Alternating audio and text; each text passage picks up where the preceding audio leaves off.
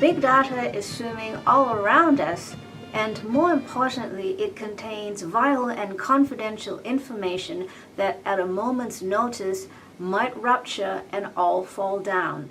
Our medical information, for example, is coexisting online with millions of others and filed away according to similar traits and ailments. As part of a group study, this information could form the basis of a healthy research portfolio, easily pulled from well-managed data sets, mined, analyzed, and stored in software frameworks.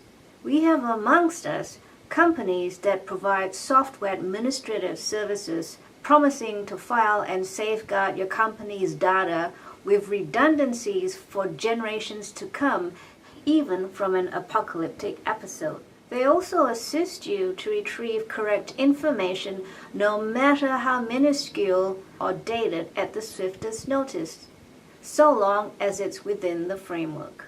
Big data has swiftly taken over the administration of our lives, yet because we don't see it, we are apparently not bothered by how much we need to learn about it and use it. Hands up, those who have been negligent with keeping up with big data. Pretty much everything they do online, particularly if it's for any of the big companies, Google, Apple, Microsoft, Facebook, Twitter, Spotify, is monitored, logged, kept track of, used particularly for profiling, for advertising.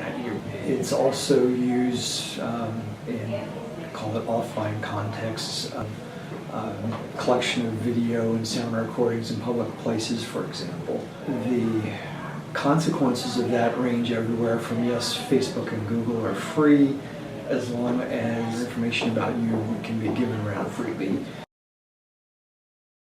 Health epidemiological studies are helped by having big data, particularly for things like symptom searches. So if you search some set of medical conditions, it might come up with something that is actually a combination of things, particularly if it's like drug interactions, which don't normally get tested.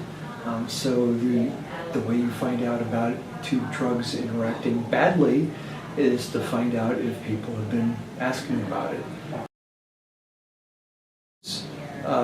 Big data can be a source of profit for a whole range of things, being able to improve customer service, being able to predict customer churn. Other things to consider. Big data is both a security boon and a security risk. So if you're keeping data that you don't want other people to see, you better make sure it's well secured.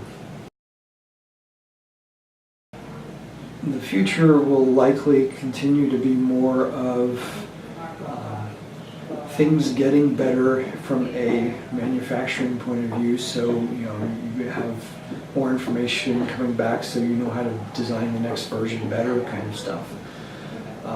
It will also entail more and more targeted advertising and other efforts at controlling individuals, both by corporations and by governments. And that will be somewhat offset by privacy groups seeking to limit that functionality. Big data is just going to drive more and more of the same kind of music as being what's pushed from all of the major venues. People who are actually doing something new and maybe interesting but not necessarily popular are going to have a harder and harder time of it.